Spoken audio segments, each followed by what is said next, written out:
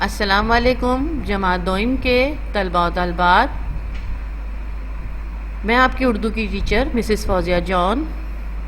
پیارے بچوں، آج ہم جو سبق پڑھیں گے اس کا نام ہے شاہ عبداللطیف بھٹائی رحمۃ اللہ علیہ، صفحہ نمبر 20 اور 21۔ آپ سے گزارش ہے اپنی کتاب کو کھولیں اور ساتھ میں اپنی کاپی کو بھی ساتھ میں رکھیں، اور جو ریڈنگ آپ کو پڑھائی آپ کو سمجھائی جائے پہلے اس کو سمجھیں، کیونکہ جو بھی سوال جواب خالی جگہ ہے سب اسی ہی پڑھائی کے درمیان ہے، اسی سبق میں سے ہیں۔ تو چلیں بچوں کتاب کھولیں، صفحہ نمبر 20 کھولیں۔ پہلے کتاب کھولنے سے پہلے آپ دیکھیں، میں نے ایک تصویر ہے، یہ کس کی ہے؟ شاہ عبداللطیف بھٹائی کی ہے۔ شاہ عبداللطیف بھٹائی ایک صوفی شاعر تھے، انہوں نے اپنی زندگی فقیرانہ گزاری۔ فقیرانہ مطلب انہوں نے صرف صوفی شاعر کا مطلب فقیرانہ اللہ تعالیٰ کی راہ میں گزاری، اور ان کی شاعری میں اللہ اور اس کے رسول صلی اللہ علیہ وسلم کی اطاعت اور پیار اور محبت کی، اور آپس میں پیار محبت کی درس دیا گیا ہے ان کی شاعری میں، اور اسی کی ہی بات کی گئی ہے۔ چلیں جی اب سبق پڑھتے ہیں ہم۔ شاہ عبداللطیف بھٹائی رحمۃ اللہ علیہ، جو یہ ہرے رنگ سے جو لکھا ہوا ہے، شاہ عبداللطیف بھٹائی رحمۃ اللہ علیہ۔ پہلی لائن پر فنگر رکھیں اپنی۔ سندھ کے مشہور صوفی شاعر شاہ عبداللطیف بھٹائی رحمۃ اللہ حالہ کے نزدیک ایک قصبے میں 1689 بمطابق 1102 ہجری میں پیدا ہوئے۔ آپ کے والد کا نام سید حبیب تھا۔ آپ بچپن ہی سے نیک تھے۔ آپ نے اپنا اکثر وقت بزرگوں کی خدمت کرتے ہوئے گزارا۔ آپ اپنے والد کی وفات کے بعد حیدرآباد کے قریبی علاقے حالہ میں موجود ایک ٹیلے پر رہنے لگے۔ آپ سے محبت اور عقیدت کی وجہ سے لوگ اس ٹیلے کے ارد گرد آباد ہونے لگے۔ اس طرح یہاں ایک نئی بستی بن گئی جسے بھٹشا کا نام دے دیا گیا۔ تو بچوں، شاہ عبداللطیف بھٹائی سندھ کے کیا تھے؟ مشہور صوفی شاعر تھے۔ بچپن سے ہی بہت نیک تھے اور بزرگوں کی کیا کرتے تھے؟ خدمت کرتے تھے، اور اپنے والد کے وفات کے بعد حیدرآباد کے قریبی علاقے حالہ میں موجود ایک ٹیلے مطلب ایک مٹی کی پٹیلے کہتے ہیں، جو مٹی کی چھوٹی چھوٹی پہاڑیاں ہوتی ہیں، وہاں پہ رہنے لگے۔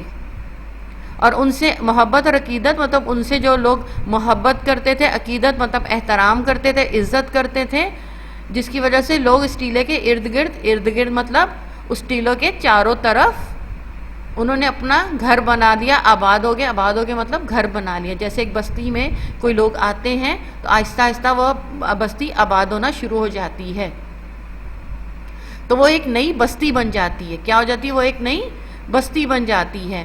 تو وہ جس کا نام کیا ہے؟ بھٹشا کے نام سے دے دیا گیا، کیونکہ وہ شاہ صاحب کے ادھر بنی تھی، اس کے شاہ عبداللطیف بھٹائی کے جگہ پہ بنی تھی، تو اس کا نام بھٹشا رکھ دیا گیا ہے۔ چلیں اب آگے پڑھتے ہیں، مجھے امید ہے یہ پیراگراف آپ کو سمجھ آ گیا ہوگا۔ آگے پڑھتے ہیں ہم۔ آپ نے جو شاعری کی اس میں اللہ تعالیٰ اور اس کے رسول صلی اللہ علیہ وسلم کی اطاعت کرنے، نیکی کرنے اور آپس میں پیار محبت سے رہنے کا سبق دیا ہے۔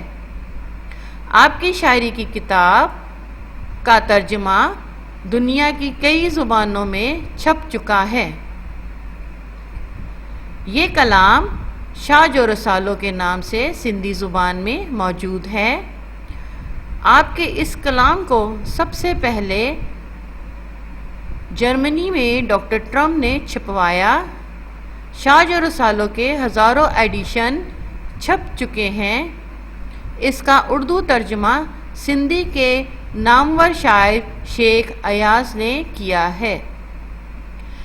جیسے کہ میں نے آپ کو پہلے سمجھایا تھا، وہ کیا ہے؟ ایک صوفی شاعر ہمارے ہیں، اور ان کی شاعری میں اللہ تعالیٰ اور رسول صلی اللہ علیہ وسلم کہ اطاعت اور نیکی اور آپس میں پیار محبت رہنے کا سبق ملتا ہے۔ ان کی شاعری کئی زبانوں میں ہے، لیکن انہوں نے کس زبان میں، ان کا جو پہلا کلام ہے وہ کون سی زبان کا ہے؟ سندھی زبان میں شاج و رسالے کے نام سے مشہور ہے، اور اس کا پہلا ترجمہ جرمن زبان میں ہوا، اور اس کے بعد جو اردو ترجمہ ہے سندھی کے ایک اور نامور شاعر، نامور مطلب مشہور شاعر، شیخ ایاز نے کیا تھا۔ چلے آگے پڑھتے ہیں۔ آپ کا انتقال 1165 بمطابق 1756 ہوا۔ 2 سال بعد آپ کے مقبرے کو غلام شاہ کلہوڑو نے تعمیر کروایا۔ یہاں پر ہر سال 14 صفر کو آپ کا عرس بڑی عقیدت اور احترام سے منایا جاتا ہے۔ آپ کے مزار کے پاس ایک علمی ادارہ، عجائب گھر اور دستکاری مرکز بھی قائم کیا گیا ہے۔ آپ کے انتقال کے بعد ایک مقبرہ بنا ہے، مقبرہ تعمیر کیا گیا، اور آپ کے مزار جو مقبرہ ہے مطلب مزار کے پاس ایک علمی ادارہ جہاں پہ علم و ادب تعلیمی ادارہ ہے، علمی ادارہ، اور عجائب گھر کسے کہتے ہیں؟ جہاں پر پرانی قدیم چیزوں کو رکھا جاتا ہے وہ موجود ہے، جہاں ان کے استعمال کی چیزیں اور سندھ کی مشہور چیزیں رکھی جاتی ہیں، رکھی گئی ہیں۔ اس کے علاوہ دستکاری کا مرکز، ہاتھ کے کام کا مرکز، مطلب جس میں ہاتھ کا کام کیا جاتا ہے، ہاتھ سے کام، کڑھائی یا کچھ دستکاری کی جاتی ہے۔ تو بچوں یہ شاہ عبداللطیف بٹائی کا مزار ہے، مقبرہ ہے۔ آپ دیکھ سکتے ہیں کتنا کلرفل سا ہے، اور یہ اس کے اوپر سارا دستکاری کا کام ہوا ہے، یہ بہت ہی خوبصورت دستکاری کا کام ہوا ہے۔ چلیں اب تلفظ کی ادائیگی سیکھتے ہیں ہم۔ پہلے ہے میم پیش مو، توئیں الف تا، بے کاف بک، مطابق،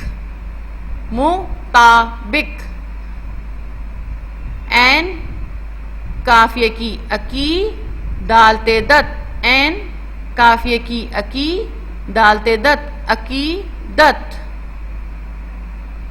شین الف شاہ، این رے یری، شاعری، شین الف شاہ، این رے یری، شاعری۔ الف توئیں الف تا، عطا، این تے ات، عطاعت، الف توئیں الف تا، این تے ات، عطاعت، عطاعت۔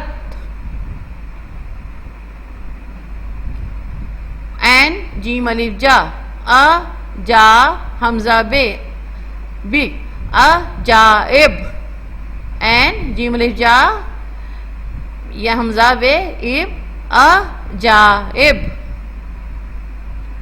الف نون ان تے، انت، کاف الف کا، لام، انتقال، انتقال۔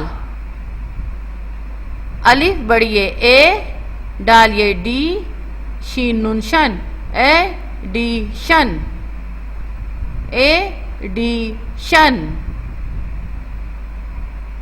تے این تا، میم یہ رے، تعمیر، تعمیر۔ عجائب، انتقال، ایڈیشن، تعمیر۔ الفاظ معنی، ٹیلے جیسے میں نے آپ کو پہلے پڑھائی کرتے ہوئے ریڈنگ کرتے ہوئے بتایا، مٹی کی چھوٹی پہاڑیاں۔ ٹیلے کا کیا مطلب ہے؟ مٹی کی چھوٹی پہاڑی۔ ارد گرد، چاروں طرف، ارد گرد مطلب چاروں طرف۔ تعمیر کرنا، بنوانا، تعمیر کرنا، بنوانا۔ دستکاری، دستکاری، ہاتھ کا کام۔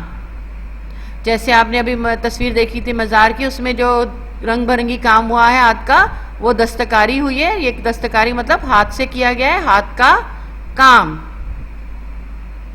بچوں یہ جتنا بھی تلفظ کی ادائیگی الفاظ میں نے سوال جواب ہوم ورک جو بھی ہے وہ آپ نے اردو کی کاپی میں لکھنا ہے۔ سوال جواب۔ سوال نمبر 1، شاہ جو رسالوں کا اردو ترجمہ کس شاعر نے کیا ہے؟ شاہ جو رسالوں کا اردو ترجمہ کس شاعر نے کیا ہے؟ شاہ جو رسالوں کا اردو ترجمہ سندھی کے نامور شاعر شیخ ایاز نے کیا ہے۔ شاہ جو رسالوں کا اردو ترجمہ سندھی کے نامور شاعر شیخ ایاز نے کیا ہے۔ سوال نمبر 2، شاہ جو رسالوں کا سب سے پہلے ترجمہ کس زبان میں کیا گیا؟ شاہ جو رسالوں کا سب سے پہلے ترجمہ کس زبان میں کیا گیا؟ جواب، شاہ جو رسالوں کا سب سے پہلے ترجمہ جرمن زبان میں کیا گیا۔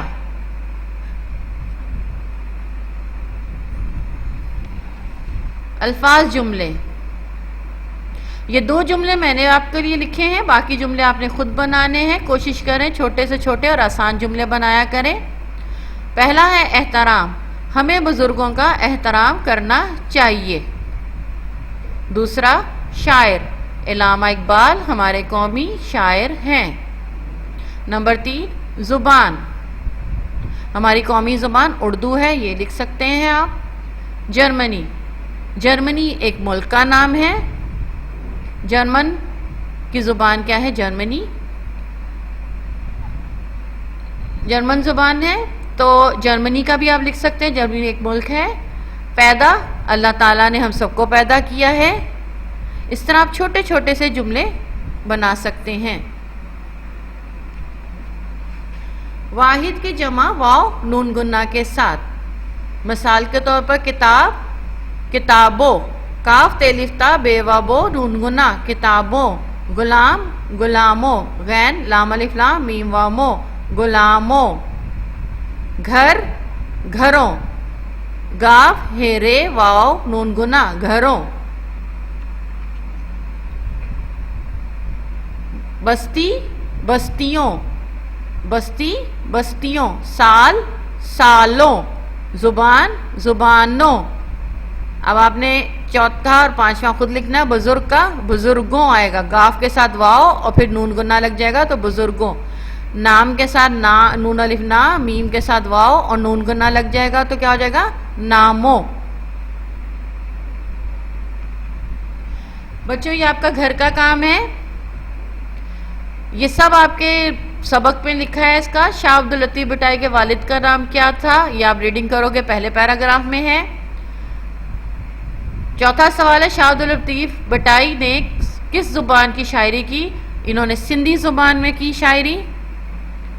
شاہ عبداللطیف بٹائی کا عرس ہر سال کس تاریخ کو منایا جاتا ہے؟ یہ لائن نمبر سیکنڈ لائن میں آپ کے پاس ہے، سیکنڈ لاسٹ لائن میں سبق پڑھیں گے تو اس میں یہ تمام جواب مل جائیں گے۔ خالی جگہ، خالی جگہوں میں درست لفظ لکھیں۔ شاہ عبداللطیف بٹائی سن 1689 میں ڈیش میں پیدا ہوئے، کہاں پیدا ہوئے تھے؟ حالہ میں۔ آپ کے والد کا نام کیا ہے؟ یہ بھی آپ کے سوال میں تھا، وہ لکھ سکتے ہیں آپ۔ شاہ عبداللطیف کا انتقال کس سن میں ہوا؟ یہ لاسٹ پیراگراف میں ہے جواب اس کا۔ شاہ عبداللطیف بٹائی سندھی زبان کے شاعر ہیں۔ شاہ جو رسالو ڈیش زبان میں ہے، کون سی زبان میں ہے؟ سندھی زبان میں ہے۔ مجھے امید ہے آپ کو یہ سب سمجھ میں آ گیا ہوگا، اور آپ سے گزارش ہے کہ یہ سب کام آپ نے کاپی میں کرنا ہے۔ شکریہ، گھر پہ رہیں، محفوظ رہیں۔